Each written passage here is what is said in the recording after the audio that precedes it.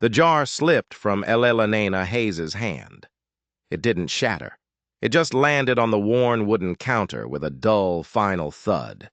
The lid rattled, but it held, keeping the precious goat's milk sealed inside. A small mercy, but the shame of pushing it away burned hotter than any spilled milk ever could. "I can't take it," she whispered. Her voice was frayed thin, like a rope worn down to its last thread. Her fingers were curled so tight around a few coins that their sharp edges bit deep into her palm, 7 cents short, only 7 cents. In a big city, it would be nothing, a trifle. But here, in the heart of Dusty Creek, it was a canyon she could not cross. Behind her, a pair of ranch hands shifted their weight, their spurs clinking a restless rhythm against the dusty floorboards. One of them let out a long, impatient sigh. The sound filled the small general store, heavier than the thick smell of kerosene and cheap tobacco. The shopkeeper, old Mr. Tolbert, didn't even have the decency to look cruel. He just looked indifferent, like he'd seen this exact play 100 times before. Widows, drifters, miners' wives, all singing the same sad song. "Next time, Mrs. Hayes," he said flatly, his voice like stones rolling downhill. He swept the jar to his side of the counter out of her reach. Then he opened his ledger, and the scratch of his pen was louder than his words, as if the act of recording numbers held more weight than the needs of a starving child. Elena forced her chin up, even as her eyes stung with hot, unshed tears. The last shred of her dignity was all she had left to guard. With a shallow, jerky nod, she pulled the small sack of cheaper staples toward her. Cornmeal, lard, a single bar of harsh soap. The sack was light, far too light for what her daughter needed. Outside, the late afternoon sun bore down with a merciless glare, baking the boards of Main Street until they radiated a shimmering heat. Elena blinked against the brightness, clutching her meager groceries to her chest like a shield. Her boots were cracked at the seams, the soles worn so thin she could feel every sharp stone beneath them. A baby's soft cry rose from the shawl slung across her shoulder. Clara Ara. The infant stirred, sensing the raw tension coiling in her mother's body. Elena shifted her daughter closer, whispering into the fine baby hair. "Hush now, darling. Mama's here." Her words were steady, a desperate lie to both the child and herself, because fear was gnawing at her insides, a frantic animal trying to claw its way out. Clara Ara needed that milk. The watery broth Elena had been stretching with stale bread and hope wouldn't be enough for much longer. The wind picked up, lifting a swirl of red dust that stung her eyes. She blinked hard, her gaze sweeping the street as if the answer might just appear between the blacksmith's rhythmic clang and the rattle of a stagecoach lumbering toward the depot. Dusty Creek was a bustling place, full of the sounds of trade and life, but in its crowd, Elena felt completely invisible, a shadow among shadows. Her mind drifted back to the long nights when the chill bit straight through the thin walls of her shack, when Clara Ara's cries grew weaker and weaker from hunger. The thought of another night like that sent a violent tremor through her body.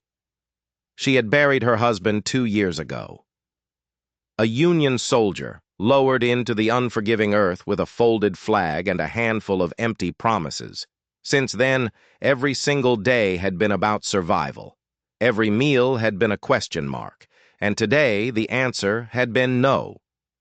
She made her way down the boardwalk, head bowed, until she reached the stage stop at the very end of the street. The coach was already gone, leaving behind only the lingering smell of horse sweat and worn leather. A few women in starched bonnets were huddled under the small awning, their voices low as they traded gossip. Elena lowered herself onto a bench far apart from them, clutching Clara Ara so close the baby squirmed. The wood creaked a mournful sound beneath her weight. Her pride ached as much as her empty stomach. She replayed the scene in the store over and over in her mind. The coins, the jar, Mr. Tolbert's indifferent eyes. What kind of mother couldn't even provide milk for her own child? A small, bitter voice inside her whispered that maybe she was failing Clara Ara, just as life had always failed her. The infant stirred again, tiny lips searching, hungry. Elena pressed her own lips to Clara Ara's soft hair, inhaling the sweet scent of innocence. An innocence that deserved so much more than this. Tears finally welled up, hot and silent, slipping down her dust-streaked cheeks before she could even think to wipe them away. But across the street, unnoticed by Elena, a pair of eyes was watching her every move. The bustle of Main Street continued. Horses stamping, wagons creaking, the blacksmith shouting over the roar of his forge. To Elena, it was just background noise to the hollow, aching space inside her chest. She thought of the photograph back at the shack. Her grandfather. Sergeant William Hayes, straight-backed and proud in his faded Union uniform, his eyes steady, as if daring the world to try and break him. He had survived the war, but his family had never prospered. The Hayes name carried no wealth, only faint, forgotten whispers of service, and that legacy had brought her no bread, no milk, only memories as thin as watery broth. The shadows grew longer as the sun dipped low, painting the street in shades of orange and purple. Elena's shoulders sagged under a weight far heavier than just exhaustion. They bent beneath a history of broken promises and dreams that seemed to be reserved for other people. Clara Ara whimpered softly, a fragile, desperate sound that struck Elena harder than a gunshot. Her baby's needs were so simple, yet with each passing day they became harder and harder to meet. Elena pressed her forehead against Clara Ara's, closing her eyes and whispering a vow she wasn't sure she could keep. "I'll find a way, my love. I swear it." Somehow. But even as she made the vow, doubt coiled inside her like a venomous snake. The dust storm that had begun as just a whisper on the horizon was growing into a restless, angry wind. It whipped at skirts, rattled the wooden signs above the shops, and sent a stray dog yelping down an alley. Elena clutched Clara Ara tighter, shielding the baby's face with her shawl. She closed her eyes against the stinging grit, her mind a storm of its own. She did not see the tall figure across the street who had paused mid-step. She did not see the small hand that was tugging at his coat sleeve, nor did she hear the child's soft voice rising just above the wind. "Daddy, why is that lady crying?" The question hung in the air, innocent and sharp as a shard of glass. It was the kind of question only a child could ask, one that cut straight through indifference and demanded an answer. The man turned his gaze fully upon Elena. His eyes narrowed, not with judgment, but with something far rarer in Dusty Creek. Compassion. He didn't move toward her, not yet. But in that one instant something shifted. It was like a single stone dislodged on a steep mountainside, the small, unseen beginning of an avalanche. Elena lifted her face, completely unaware of the eyes upon her, unaware of how close fate had just drawn. She brushed away her tears with the back of her hand, trying to gather the shattered pieces of her pride. The jar of goat's milk was gone, but the story that would change her life forever was only just beginning. The wind carried grit into Silas McGrow's eyes, but he barely noticed. His gaze was locked on the young woman across the street, the one clutching a baby to her breast, as if the child were the only thing tethering her to this earth. He'd seen desperation before, of course he had. He'd built his fortune in a land where drought, rustlers, and fever could strip a man of everything he owned in a single season. But there was something in her posture, in the fierce set of her jaw even as tears streaked her cheeks, that rooted him to the spot. Pride. And a loneliness so profound it mirrored a piece of himself he rarely let anyone see. At his side, his daughter Amelia tugged at his coat again. The child's dark eyes were wide with a concern so pure it was almost painful to look at. "Daddy, she's sad," she said, her small voice nearly lost beneath the rattle of a passing wagon. "Why is she sad?" Silas lowered his gaze to his daughter. She had her mother's eyes, though Amelia had never known her mother's arms. The ache of that loss was a wound Silas carried quietly, one stitched together with duty and hard work. He brushed Amelia's dark hair back from her face and murmured, "Because life's not fair sometimes, sweetheart." But even as the words left his lips, they rang hollow in his own ears. He had money enough to feed this entire town twice over. He had land, cattle, and investments in the new railroads that would soon stitch Dusty Creek to the rest of the world. And yet here was a woman, a mother, struggling to keep her child from going hungry while he stood by and did nothing. A memory tugged at him, a whisper from the past. His grandfather's journal, tucked away in a locked drawer back at the ranch. A man's worth is measured in how he honors his debts, not how many acres he fences. The decision came as quick as breath. He stepped off the boardwalk, Amelia's small hand clutched tight in his, and crossed the street. Dust swirled around his expensive boots. The woman looked up as his shadow fell across her, her eyes narrowing with the weary suspicion of someone who had been disappointed far too many times. "Ma'am," Silas said, tipping his hat. His voice was steady, carrying the natural weight of a man accustomed to being listened to, but he softened it for her sake. "I couldn't help but notice what happened back at Tolbert's store." Her jaw tightened instantly. "If you came to offer pity, I don't need it." Silas had to admire the steel in her voice, even as her baby whimpered against her shoulder. He crouched down a little so Amelia could peer at the infant. "This isn't pity," he said gently. "I have a child of my own. I know what it is to worry over their needs." He held out the small sack he was carrying. Inside was the jar of goat's milk from the store, a loaf of fresh bread, and a bundle of smoked ham. "Take this. No strings attached. Just one parent helping another." Elena hesitated. Her eyes darted from the sack to his face, then back again. Pride wrestled with desperation, a silent, brutal battle she had likely fought 100 times before. "I can't pay you back," she whispered, the words catching in her throat. Silas shook his head. "I'm not asking you to. Feed your little one." For a long moment, she was perfectly still. Then Clara stirred again, her lips puckering in a hungry protest that no mother could ignore.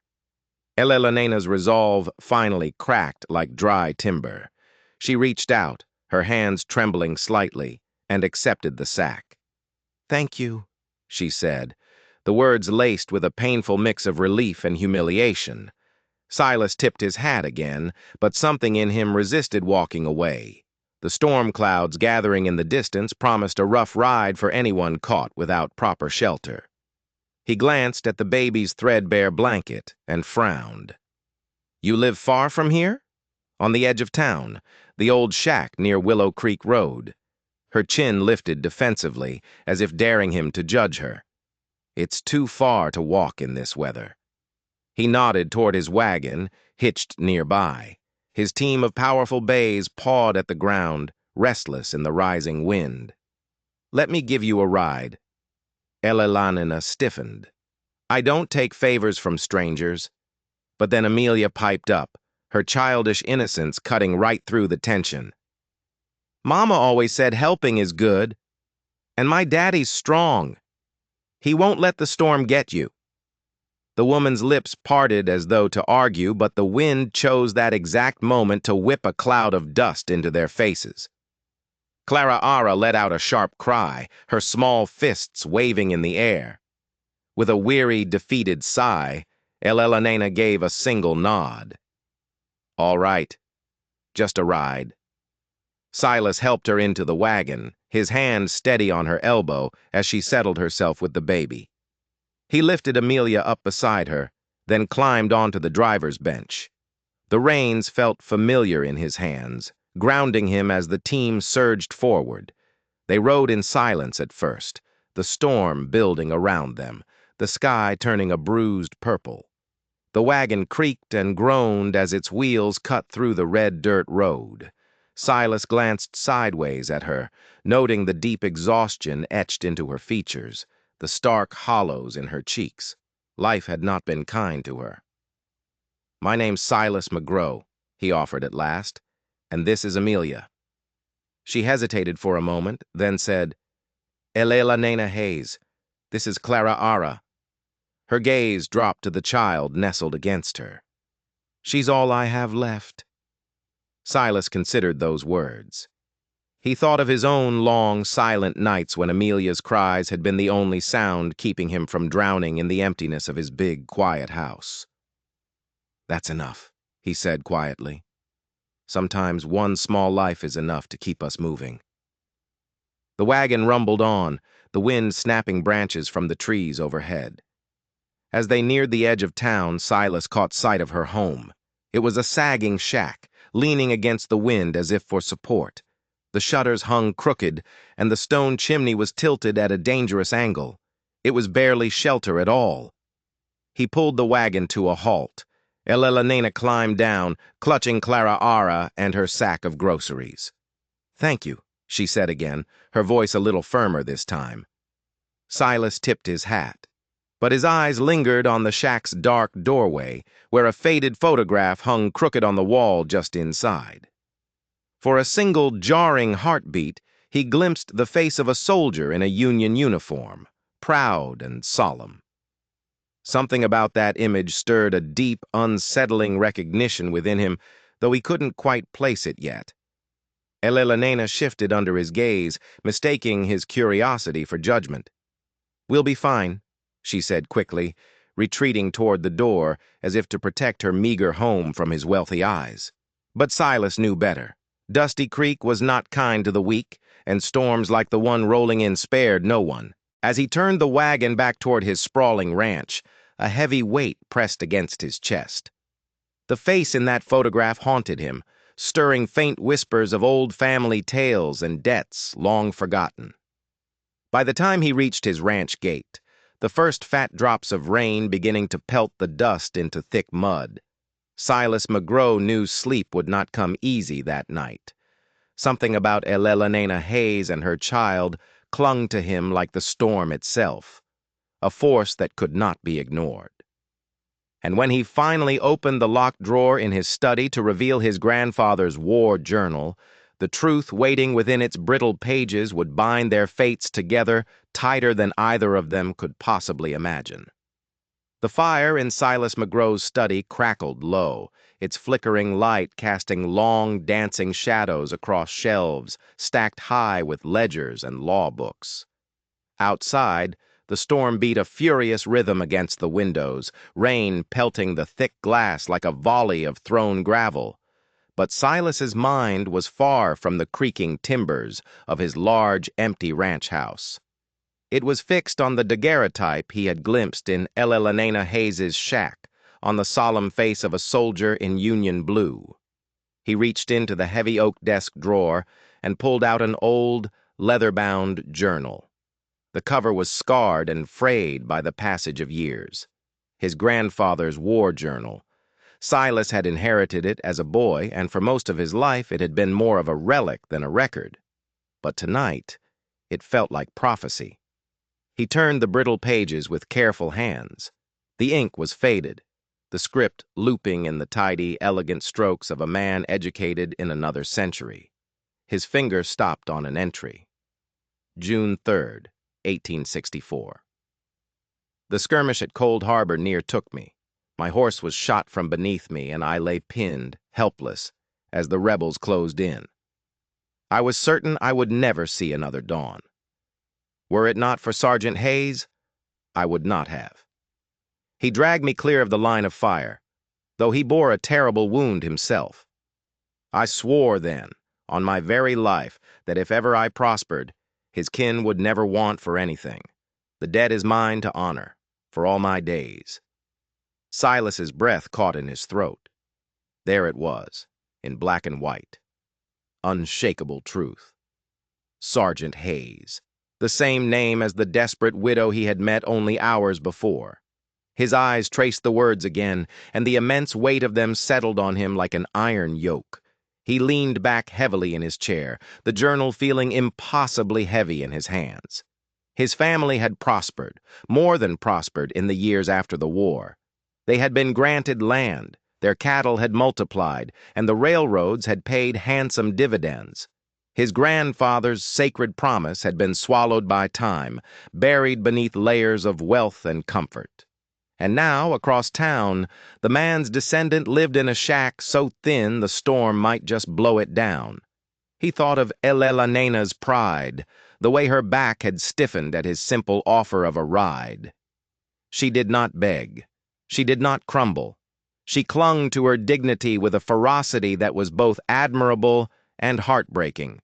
And in her he saw not only hardship, but the faint, undeniable echo of the brave man who had once saved his entire bloodline. The study door opened softly. Amelia padded in, clutching her blanket, her eyes wide from a crash of thunder that had rattled the walls. "Daddy, I can't sleep." Silas closed the journal and set it aside, lifting his daughter onto his lap. "The storm's just passing through, sweetheart," he murmured, smoothing her dark hair. Amelia's gaze fell on the old journal. "Is that Grandpa James's book?" Silas hesitated for a long moment, then nodded. "Yes. He wrote down things from the war, about the men who fought beside him." "Is that why you were looking so serious? Did he write something sad?" He pressed his lips together. How could he possibly explain to a child the crushing weight of promises broken by generations of neglect? "Not sad, no," he said finally. "Important. Something I must remember." She rested her head against his chest, instantly comforted by the steady, familiar rhythm of his heartbeat. For a long time they just sat there in silence, the storm's fury outside matching the turmoil in Silas's own mind.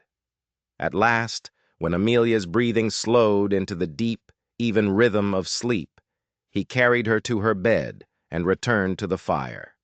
The journal lay open on his desk, and with it came a powerful, unshakable resolve. He would not let this debt remain unpaid for one more day. He owed it to his grandfather. He owed it to Sergeant Hayes. And perhaps most of all, he owed it to Elelena and her child, who were bearing the terrible cost of promises long forgotten. The next morning broke gray and damp, a thick mist curling over the green pastures of his ranch. Silas rode into town early, the journal tucked safely inside his coat. He tethered his horse outside the relief hall, a squat brick building that had once served as the town courthouse. Inside, the smell of pipe smoke mingled with the faint, bitter aroma of coffee. Veterans sat in worn wooden chairs, swapping old stories, their bodies bent with age and hardship, but their voices still alive with memory. At the head of the room stood Margaret Whitfield, a woman as solid and unyielding as the brick building she ran. She was tall and broad-shouldered despite her 60 years, her silver hair pinned beneath a severe black bonnet. She had lost her own husband to the war and had since devoted her entire life to the relief hall. She greeted Silas with a steady, appraising gaze, one that had weighed and measured powerful men before, and often found them wanting. "Mr. McGrow," she said, folding her arms across her chest, "to what do I owe this unexpected visit?" Silas removed his hat and stepped closer, lowering his voice. "I need a word in private, Mrs. Whitfield. It concerns a matter of honor." Her brows lifted slightly, a flicker of curiosity in her sharp eyes, but she simply nodded and led him into a small back office, lined with shelves of dusty files. He set the journal on her desk and opened it to the page that bore Sergeant Hayes's name. Margaret bent over it, her lips moving silently as she read. When she finally looked up, her severe expression had softened.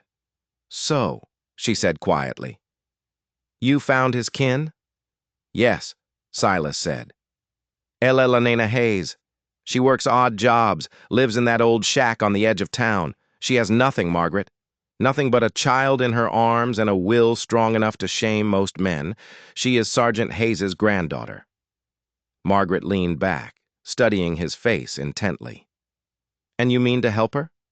I mean to repay a debt, he said, his voice hardening with conviction. But she will never accept direct charity. I saw her pride. She'd sooner starve than take a handout. Margaret nodded slowly, her gaze thoughtful. Then it must not be pity. It must be honor, just as your grandfather intended. She tapped a finger on the journal. This here is proof. We can build something lasting from it. Not just a handout, a fund, a grant for the descendants of Union heroes. Silas felt his chest loosen as though a heavy door had finally creaked open. That's exactly my thought. We'll call it the Hayes Legacy Fund. Let the Relief Hall manage it.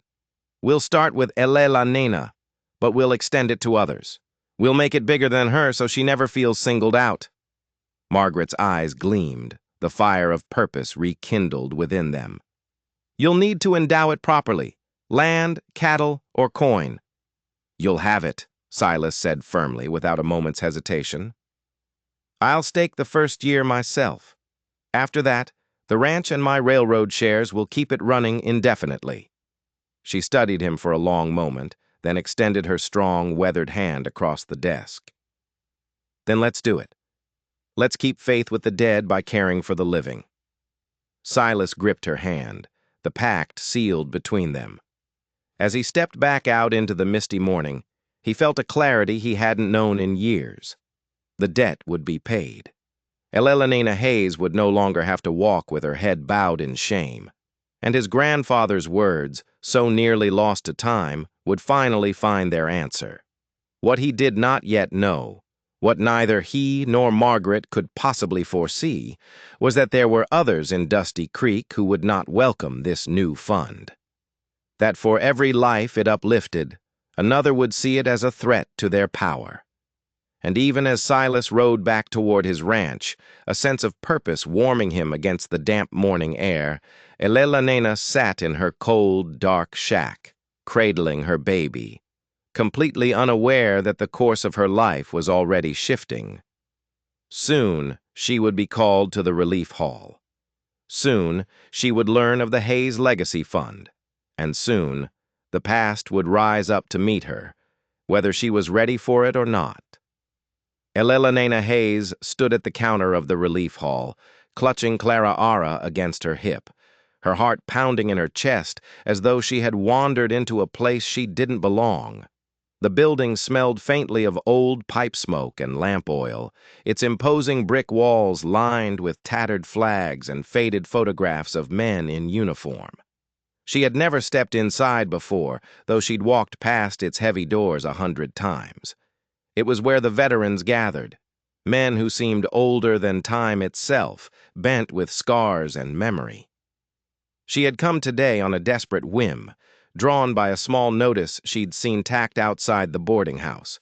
Clerical help wanted at the Soldiers' Relief Hall. She needed the work so badly it was a physical ache. Her meager wages from the cafe barely covered food, let alone the rent on her crumbling shack. She hoped, with a hope that felt dangerous, that this position might offer steady coin, and maybe, just maybe, a touch of dignity. But as she stood there waiting for the director, every ounce of courage she had scraped together began to fray. Margaret Whitfield appeared from an inner office, her steps steady despite the visible stiffness in her back. She was a tall woman with a crown of silver hair coiled tightly beneath her bonnet, and eyes as sharp as a hawk's.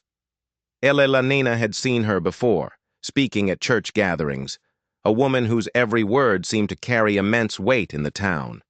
Now those sharp eyes were fixed upon her, and Elena had to fight the powerful urge to shrink away. "Mrs. Hayes?" Margaret asked, her voice firm but not unkind. "Yes, ma'am."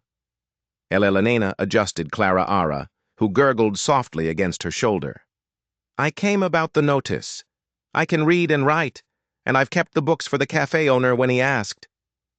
Margaret studied her for a long, silent moment, her gaze softening almost imperceptibly at the sight of the child. "We do need help with the records," she said. "But before we speak of that, there's another matter I'd like to discuss with you." Elena's brow furrowed in confusion. "Another matter? Please," Margaret said, gesturing toward a simple wooden chair. "Sit." Elena lowered herself slowly, her nerves tightening into a painful knot. Margaret remained standing, her voice steady, as though she were reciting words she had long rehearsed.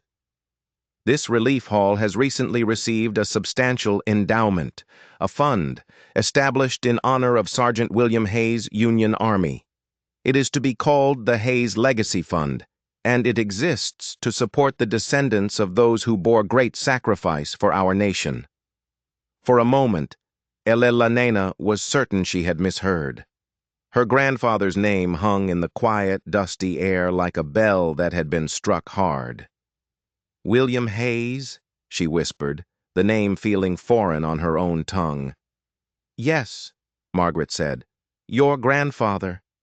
She laid a folded yellowed paper on the table. The handwriting of another era was scrolled across its page. "We have a record of his service, and more than that, testimony that his bravery saved lives. His sacrifice is remembered, Mrs. Hayes." Elena felt her throat close up. She had grown up with stories of her grandfather, of course, but they were always told in hushed tones, stories mixed with a deep and abiding sorrow. No one in this town had ever spoken of him with reverence. To hear his name honored now, after so many years of grinding poverty and quiet shame, was almost too much to bear. "I don't understand," she said, her voice hoarse. "Why now? Why me?" Margaret's eyes gentled. "Because debts of honor may sleep for a long time, but they do not die. You and your daughter will be the first recipients of this fund. It will provide assistance for rent, food, and education. This is not charity, Mrs. Hayes. It is recognition." Elena's vision blurred. A fierce pride rose up to protest, to refuse, but the sound of Clara Ara fussing against her shoulder silenced it. The baby's tiny fingers clutched at the collar of her worn dress as if sensing the immense weight of the moment. Elena bowed her head. I don't know what to say." "Say yes," Margaret urged softly. "Let your grandfather's name carry you, as he once carried others." Tears slipped free then, despite Elena's desperate struggle to contain them. At last, she gave a small nod, the long, exhausting fight finally leaving her shoulders. "Yes, thank you. Thank you for remembering him." Margaret placed a hand over hers, her touch surprisingly warm. "Your gratitude is to your grandfather. We are merely the instruments of his memory." That evening, back at her shack, Elena laid Clara Ara in her rough-hewn cradle, her heart beating faster and stronger than it had in years. On the table sat a basket Margaret had sent over, a fresh loaf of bread, a sack of flour, and a small, crisp envelope with enough money inside to pay the landlord for the next 3 months. For the first time since her husband's death, Elena felt the cold, constant fear of tomorrow ease its suffocating grip. She lit the lamp and pulled her grandfather's photograph closer, her fingers brushing gently against the worn frame. "They remember you," she whispered to the silent, solemn image. "After all these years, they remember." A sharp knock on the door startled her. She opened it to find Silas McGrow standing in the dim glow of his lantern light, Amelia perched on his hip. Rain still clung to the brim of his hat. "Evening, Mrs. Hayes," he said, his voice steady. "I hope I'm not intruding." Elena stiffened, her old instinct for self-preservation bristling. "Why are you here?" "I wanted to see if you were safe after the storm last night." His gaze flicked to the basket on her table, then back to her face. "Looks like the relief hall found you." She swallowed hard. a new suspicion tugging at her. How would you know of that? Silas shifted Amelia to his other arm. I've long been a supporter of the relief hall. News travels quick when something new is set in motion. Elelena's eyes narrowed, though she said nothing. She was grateful. Yes, profoundly grateful. But she was also wary of owing anyone anything, especially a man whose wealth stretched beyond her wildest imagination. Still, she opened the door wider, mostly for Amelia's sake. The little girl smiled shyly, reaching a small hand toward Clara Ara's cradle. "Baby?" she said. Clara Ara gurgled in reply, as if she recognized a friend. Elelena's guarded heart softened at the simple, innocent exchange. She allowed Silas to step inside, though her thoughts were a tangled mess. They spoke very little that evening. Silas asked after her needs, and Elelena offered clipped, polite answers. Yet beneath the stilted silence lay something powerful and unspoken, a growing awareness that their lives had been drawn together by threads woven long before either of them was born. When he finally left, Elelena stood in the doorway long after the sound of his wagon wheels faded into the night. The darkness pressed close, but for the first time in a very long time, she no longer felt entirely alone. But across town, in the dim, firelit chamber of her family's grand house, Veronica Lambert was poring over the relief hall's newest ledgers by lamplight, her lips pursed in a thin, disapproving line at the new entry. Hayes Legacy Fund. Her manicured fingers drummed against the polished desk, the name stirring something sharp and unpleasant in her memory. Hayes, she muttered to the empty room. Why would McGraw choose that name? And why her? The questions burned in her mind, feeding a cold suspicion that would not be easily quieted. And so, while Elelena Hayes drifted into a peaceful sleep filled with newfound hope, another force had already begun to stir against her, a storm gathering on the horizon that was just as dangerous as any born in the vast desert sky. Elelena Hayes woke before dawn, her body still tuned to the old rhythms of hunger and habit. But this morning felt profoundly different. The rickety shack that had groaned and shuddered with every gust of wind no longer surrounded her. Instead, she opened her eyes to the soft, steady glow of a single lamp in a modest two-room apartment above the blacksmith's workshop. The floorboards here were sturdy, the walls were thick, and most miraculous of all, the roof did not leak when the rain pressed against it. She lay still for a moment, just listening to the quiet hum of town life stirring below her. Clara Ara's gentle breaths rose from the new cradle beside the bed, peaceful and content, as though even the baby could sense they were no longer at the mercy of every passing storm. The Hayes Legacy Fund had changed everything in a matter of weeks. Elelena's pride had bristled at first, a reflexive defense against a world that had given her nothing but hardship. But the careful, deliberate way Margaret Whitfield and the Relief Hall had framed the assistance as recognition, not charity, had allowed her to accept it without feeling shame. The rent for the new apartment was covered, food was steady, and she had enrolled in bookkeeping classes at the church's community school. For the first time since her husband's death, she looked toward the future and saw more than just a wall of worry. She saw possibility. That morning, she carried Clara Ara down the sturdy stairs and walked toward the church hall. The streets of Dusty Creek still bore the muddy scars of the last big storm, but the air was crisp and fresh with the promise of a new day. She passed townsfolk she had once avoided out of sheer embarrassment. Now she met their eyes. A few of them even nodded in acknowledgement. Perhaps they noticed the new strength in her step, the way she held her head a little higher. Or perhaps it was only her imagination. Either way, Elelena felt something she had not felt in years: dignity. Inside the church, the bookkeeping class had already gathered. A handful of young women sat at long wooden tables with slates and chalk, their voices murmuring as they worked through their sums. Reverend Porter greeted Elelena warmly and showed her to a seat. Clara Ara sat content in a small cradle basket near her mother's chair, gumming happily at a rag doll someone from the church had donated. Elena bent over her slate, fiercely determined to master the columns of numbers and records that could someday earn her stable, respectable work. By midday, her head throbbed with figures, but her spirit felt light. Each number learned, each column balanced, felt like another stone laid in the foundation of a new life.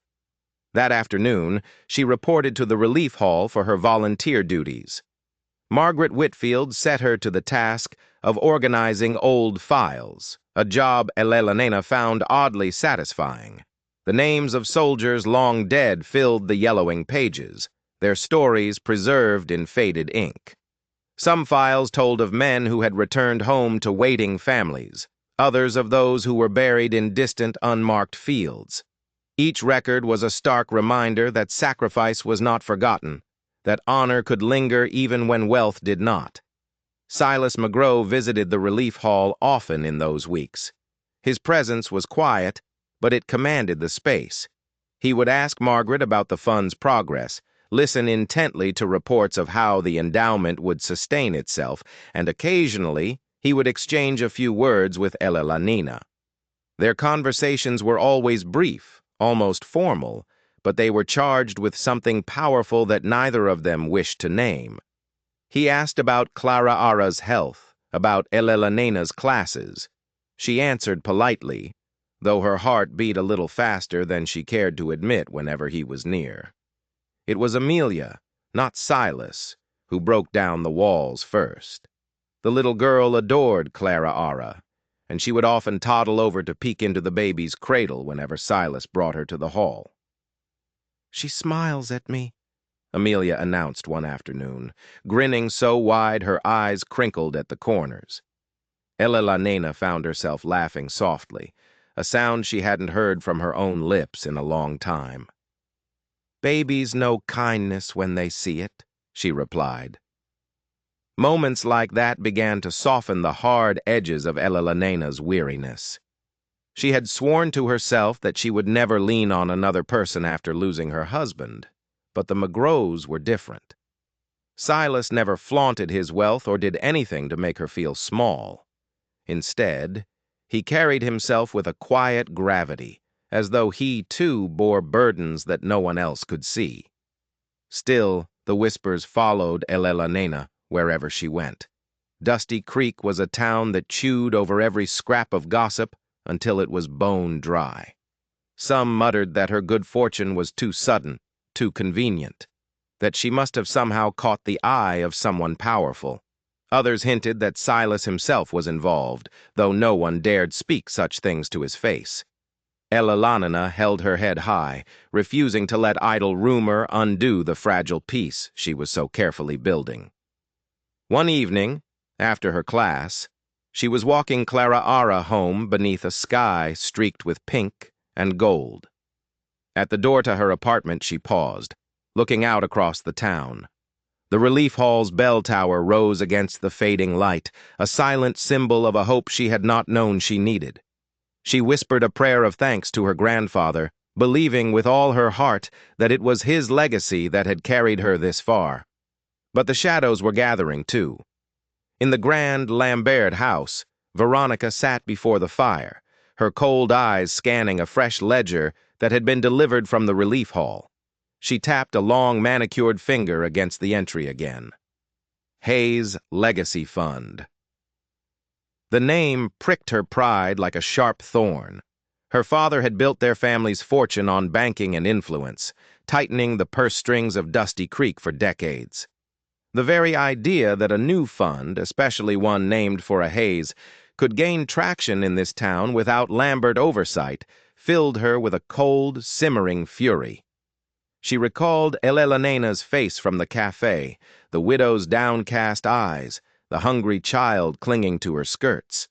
Now that same woman walked the streets with her head held high, backed by the silent, powerful hand of Silas McGraw. Veronica saw the danger clearly. If McGraw tied his immense wealth and influence to this Hayes woman, the delicate balance of power in Dusty Creek would shift. Not while I draw breath, she muttered to the flickering firelight. The Relief Hall's next council meeting would provide the perfect stage for her to act. Questions could be asked. Doubts could be raised. Veronica knew how to weave suspicion with an elegant touch, and she knew that once planted, suspicion grew like bindweed, choking the life out of trust from the very root. Back in her small apartment, Elena laid Clara Ara in her cradle and smoothed the blanket around her tiny shoulders. She watched the baby's chest rise and fall, her heart swelling with a fierce mix of love and fear. She had begun to hope again, but she knew that hope was a fragile thing in a town like Dusty Creek. She thought of Silas, of the way his eyes sometimes lingered on her when he thought she wasn't looking. She thought of Amelia's bright laughter, of Margaret's firm encouragement, of the Relief Hall's dusty files whispering their stories of forgotten soldiers. For the first time, she could imagine a future that wasn't defined by hunger or despair. Yet she could not shake the feeling that forces she couldn't see or name were gathering against her. Life had taught her that blessings often stirred envy, and envy could be just as dangerous as any winter storm. As the lamp flickered low, Elena whispered to the sleeping Clara Ara, "We'll hold on to this. Whatever comes, we'll hold on." Outside, the wind rose again, rattling the shutters like a warning. The stage was being set for a conflict Elena could not yet see, but one that would soon sweep her into a fight for more than just her own survival. It would be a fight for her grandfather's honor, for Clara Ara's future, and for the fragile dignity she had only just begun to reclaim. The Relief Hall smelled of pipe tobacco and old wood polish, its long, tall windows letting in the pale, watery light of late afternoon. Elena sat at the records desk, carefully transcribing names from faded military rolls into a new ledger. Clara Ara slept peacefully beside her in a cradle basket, the baby's breath soft and even in the quiet room. Around her, the low voices of the veterans rose and fell, stories being told for the 100th time, bursts of laughter cut short by hacking coughs.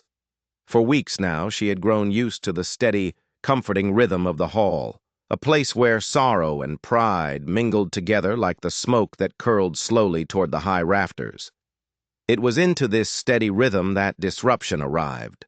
The heavy double doors creaked open, and Veronica Lambert swept in, her expensive silk skirts rustling, her fashionable hat tipped at a precise, arrogant angle. Where Elena wore plain, functional calico, Veronica wore wealth as though it were a suit of armor. The old veterans shifted in their chairs, a few even rising slightly out of habit, though their eyes flickered with unease. Veronica's father had held the purse strings of Dusty Creek for decades, and the daughter carried his presence with the same chill, exacting precision. Her gaze swept the room with an air of ownership until it landed squarely on Elena. A small, cold smile curved her lips, though it did not reach her eyes. She walked directly toward the desk, her steps purposeful. "Mrs. Hayes," she said smoothly, her voice edged like polished steel. "I hear you've taken quite a prominent role here." Elena forced her shoulders to stay straight. "I volunteer, yes. I help with the records, and I benefit from the new fund."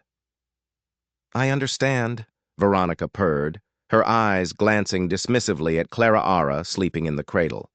"How very fortunate for you. One might almost believe the Relief Hall exists only for the Hayes name these days." Heat rose in Elena's cheeks. She wanted to snap back, to defend herself, but before she could speak, Margaret Whitfield appeared at her side like a guardian angel. "The Hayes Legacy Fund honors a soldier who saved lives in service to this union," Margaret said firmly, her voice cutting through Veronica's condescending tone. "Elena is its first recipient, but she will not be the last. Many families stand to benefit." "Of course," Veronica replied, her tone cloyingly sweet but utterly hollow. "And yet, one can't help but wonder who is truly pulling the strings.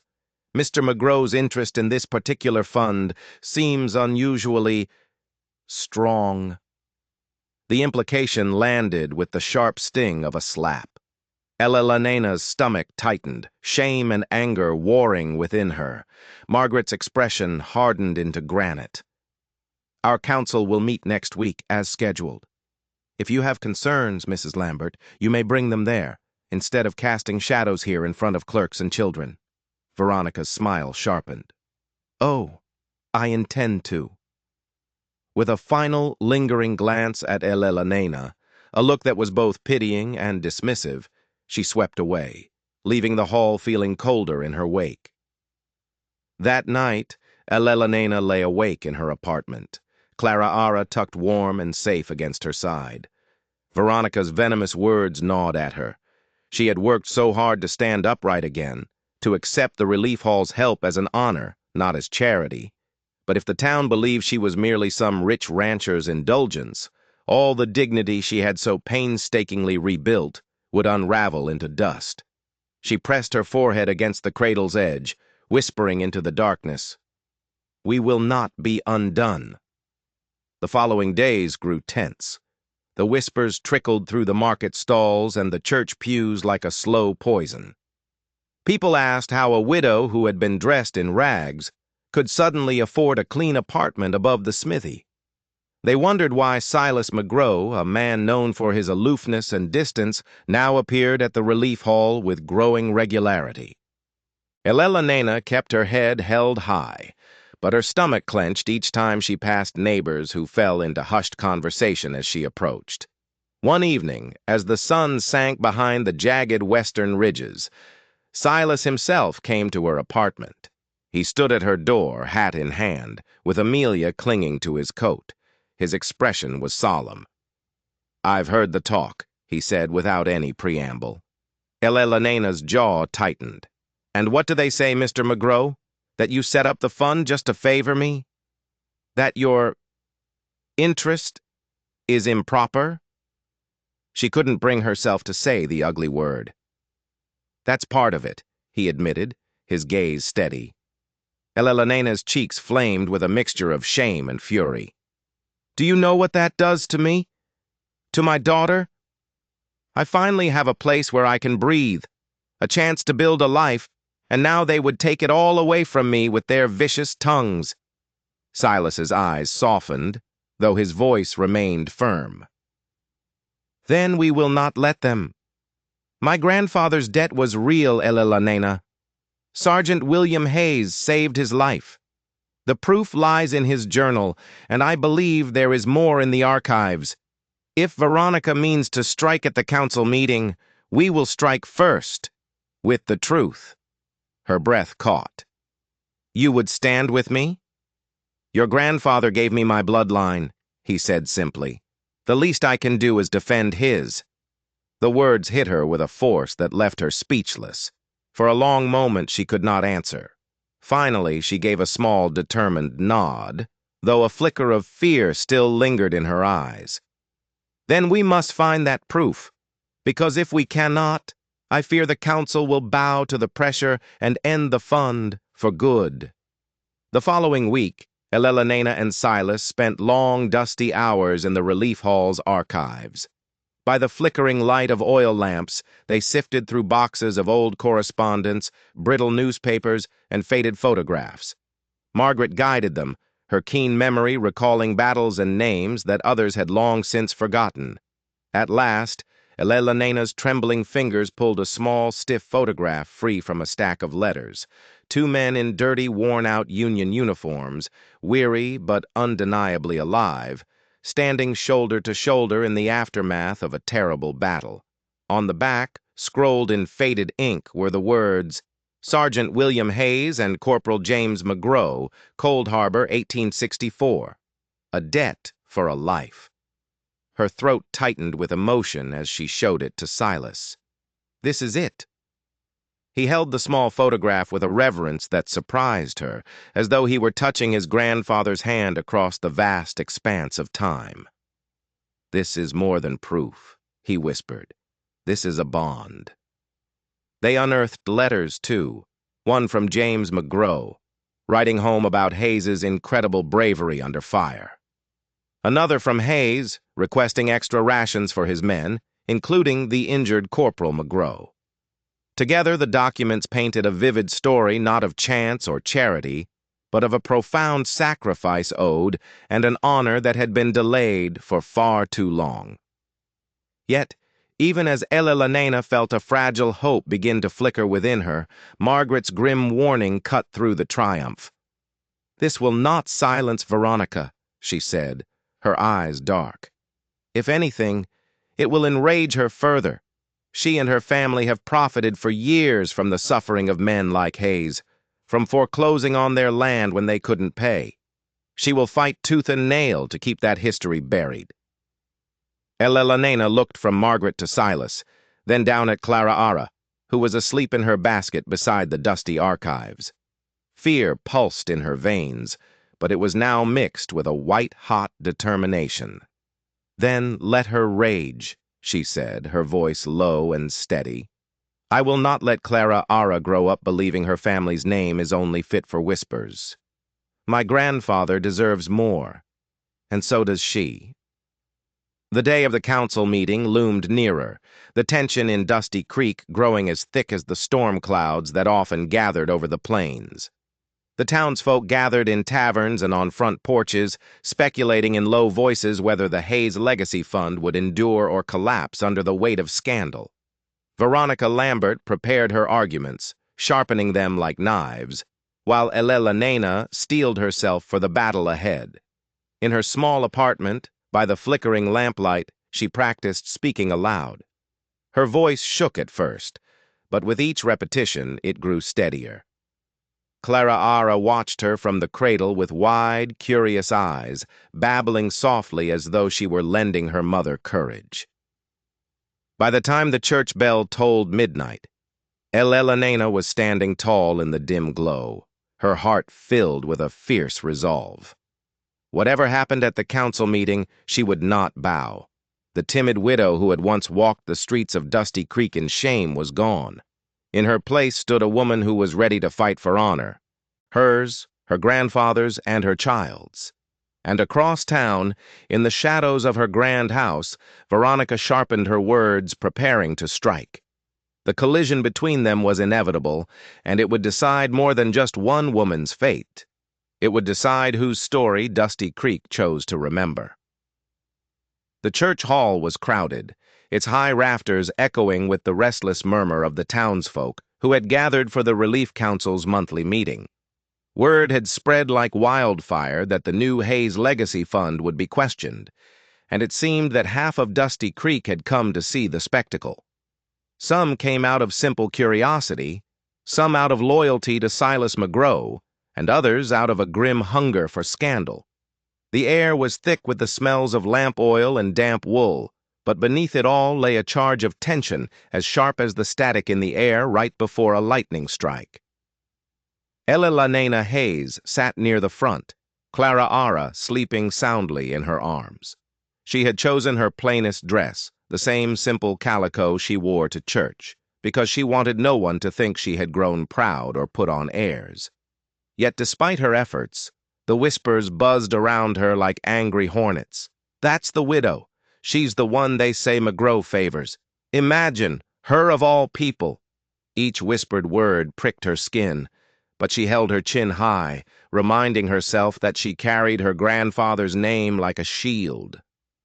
Margaret Whitfield stood at the lectern, tapping her heavy cane for silence.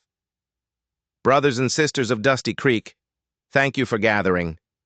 Tonight's business includes the usual accounts of aid dispersed, matters of our veterans' welfare, and—" She paused, her eyes narrowing as a figure swept confidently down the center aisle. "And concerns that have been raised regarding the Hayes Legacy Fund." All eyes turned as Veronica Lambert took her place in the front row, her expensive satin gown gleaming in the lamplight. She carried no papers, no notes. She needed none. She carried only the unshakable confidence of a woman who was used to bending entire rooms to her will. When Margaret gestured for her to speak, Veronica rose slowly, savoring the moment. "Friends," she began, her voice as smooth as honey laced with poison. "We all honor the sacrifice of those brave men who served in the Union ranks. None here would dare to deny Sergeant Hayes's bravery. But we must ask ourselves, does one family deserve a fund all its own? Particularly when that family's sole surviving member," her cold eyes slid to Elena, "has lately enjoyed sudden comforts, new lodging, and an influence far above her station." A ripple of murmurs rolled through the hall. Elena felt her stomach knot, but she kept her gaze steady, though her knuckles whitened around Clara Ara's soft blanket. Margaret's cane struck the wooden floor with a sharp crack. "The Hayes Legacy Fund honors all who bore sacrifice. It begins with Elena, yes, but it will extend to others. Mrs. Lambert, you know this." "Do I?"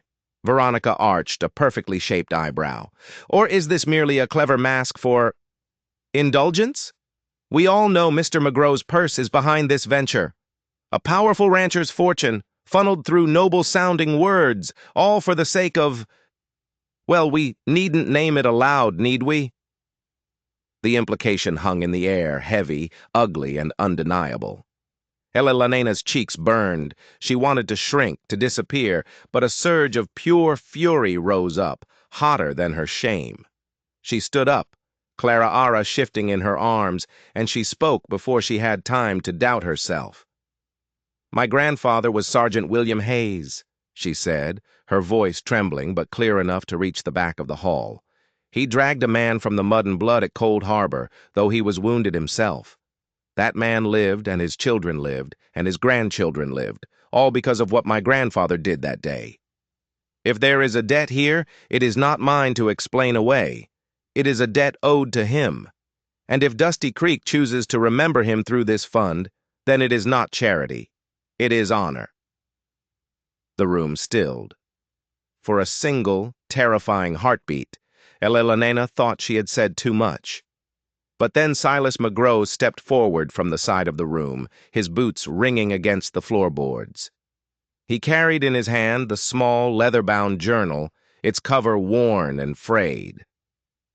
"My grandfather was Corporal James McGraw," Silas said, his voice deep and carrying to every corner of the church. "And it was his life that Sergeant Hayes saved." He opened the journal to the marked page, reading aloud. "Were it not for Sergeant Hayes, I would have perished at Cold Harbor. I swore then his kin would never want, so long as mine drew breath." He closed the book with a soft snap, his eyes sweeping the hall. "This is not rumor. This is not indulgence. This is a sworn debt, and I intend to see it paid." Gasps rippled through the crowd. Some people nodded in approval, others looked unsettled. But no one could deny the raw power of those words. Elena's chest swelled with a profound relief, but Veronica's eyes glittered with a cold, undiminished fury. "How convenient," she drawled, her voice sharp again. "A family ledger, suddenly produced just when it is needed most. Are we to simply take your word for it, Mr. McGraw, that this fund is anything more than a tawdry scheme to elevate a simple widow far above her betters?" Silas's jaw tightened. He started to reply, but Elena stepped forward again, her courage blazing brighter now, fed by his support. "I have lived in rags, Mrs. Lambert. I have walked these very streets with hunger as my constant companion. If you think I sought this, you are gravely mistaken. But I will not refuse my grandfather's honor just so you may keep your pride intact. Let the council decide, and let the truth stand." For a long moment, the silence in the hall was absolute. Then Margaret struck her cane once more. "Enough. The council will review the evidence presented here tonight and will render its judgment. This meeting is adjourned."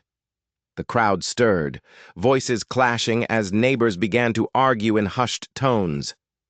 Veronica swept from the hall, her chin held high, but her eyes burned with a clear promise of vengeance. Elena sank back into her seat, her body trembling now that the adrenaline was fading. Tears of relief and exhaustion pricked at her eyes. Silas came to her side, lowering his voice so only she could hear. You stood braver than many soldiers I have known tonight. She shook her head. I nearly broke.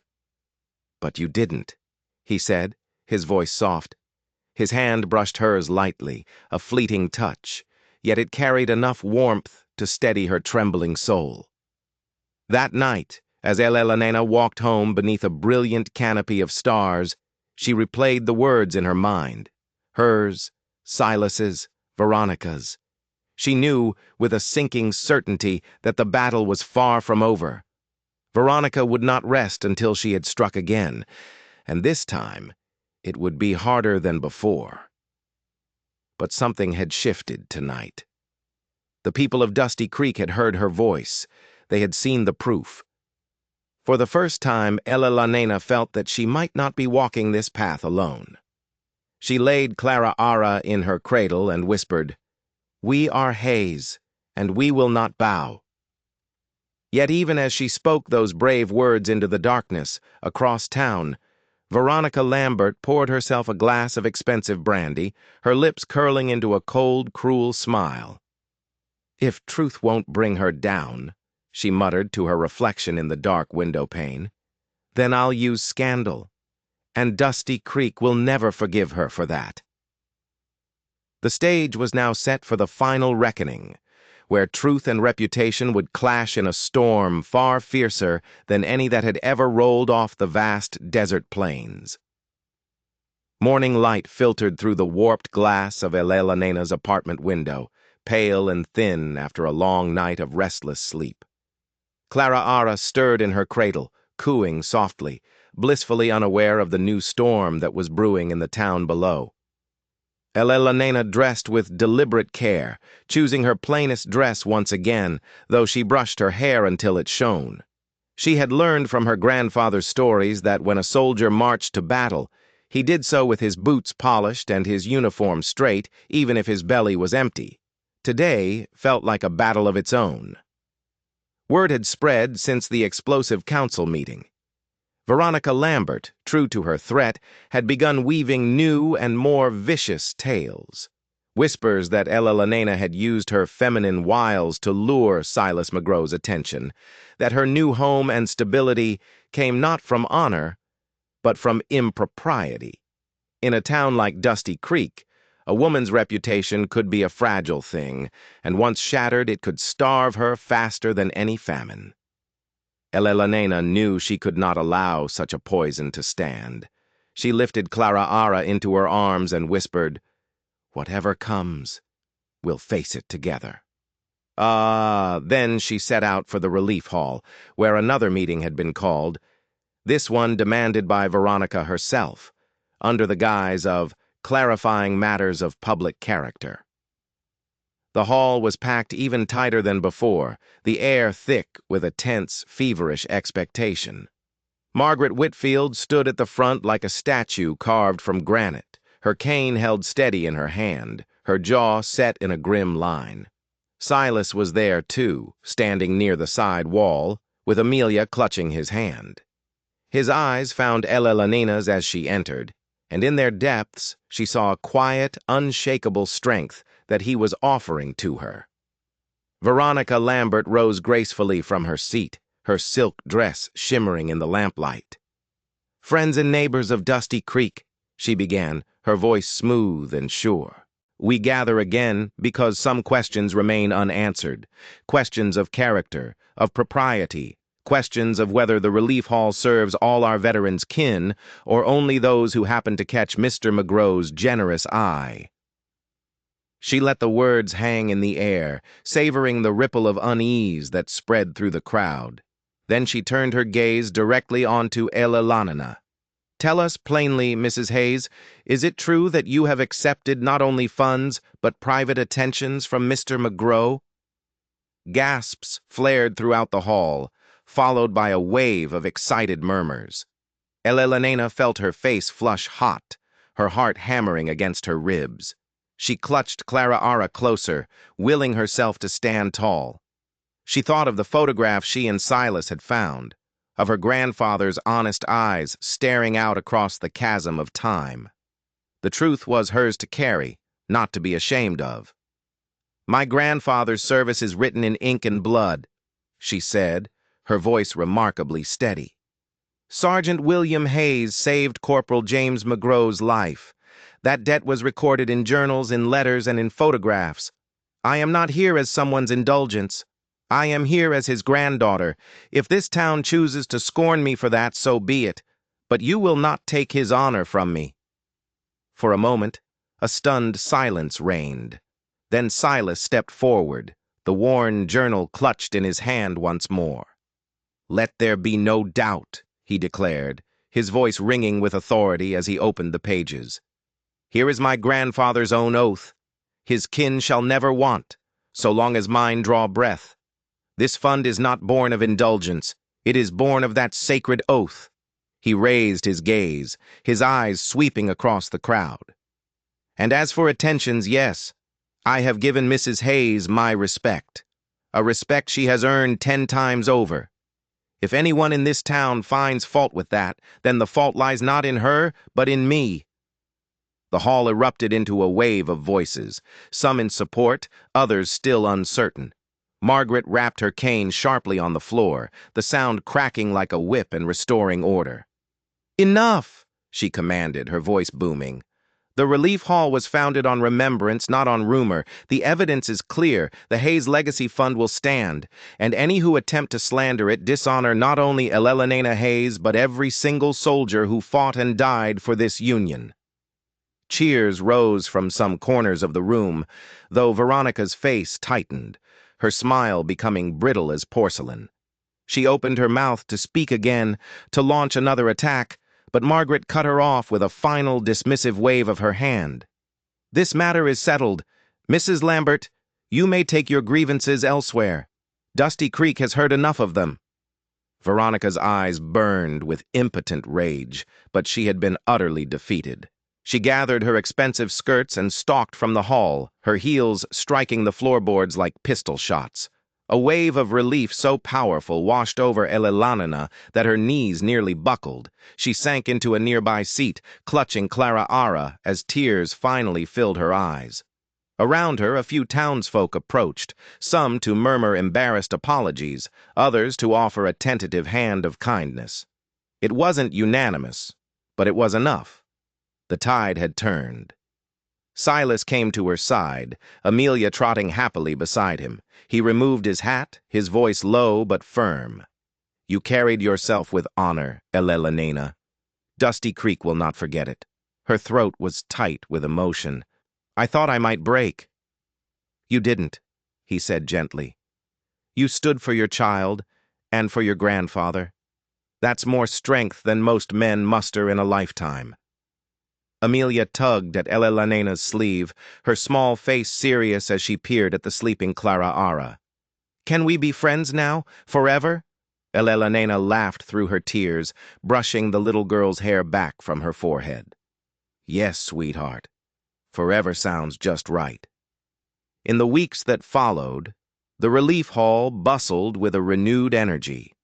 Other families of veterans, long silent in their poverty and forgotten pride, stepped forward, encouraged by Elena's courageous example. The Hayes Legacy Fund grew beyond one widow's salvation into a pillar of the town, a living, breathing reminder that sacrifice deserved remembrance. Elena settled into her new life. Her bookkeeping lessons paid off with steady work at the hall, and her small apartment was filled with the happy sound of Clara Ara's laughter. She walked through Dusty Creek no longer with her head bowed, but with a quiet, unshakable dignity. And Silas, he came often, sometimes with Amelia and sometimes alone. Their conversations grew longer, their silences more comfortable. Though nothing was yet spoken of what might lie ahead for them, the bond between them deepened with each passing day. A bond built not on scandal or pity, but on shared history and a profound mutual respect. One evening, as the sun bled gold and crimson across the vast horizon, Elena carried Clara Ara outside and found Silas waiting by his wagon. He looked at her with an intensity that made her heart race, yet his words were simple. You and your daughter are not alone anymore. Elelonena met his gaze, her voice soft but steady as she replied, and neither are you. Dusty Creek was a hard town, carved out of dust and sweat and sorrow. It had known storms, drought, and bitter divides. But in the quiet that followed, a new story began to take root. A story of a soldier's promise finally kept, of a widow's unwavering courage, and of a child's bright laughter binding two families together into something new and whole. And though whispers would always linger in the dark corners of the town, they could no longer touch Elelonena Hayes. She carried her grandfather's name with pride, her daughter's future with hope, and perhaps the quiet stirrings of something more with the rancher who had chosen honor over silence. The war had ended many years ago, but its debts had not. Now at last, one of them was paid in full. If you were moved by Elelenena's fight for justice, don't forget to hit that subscribe button for more stories that uncover the hidden truths of the past.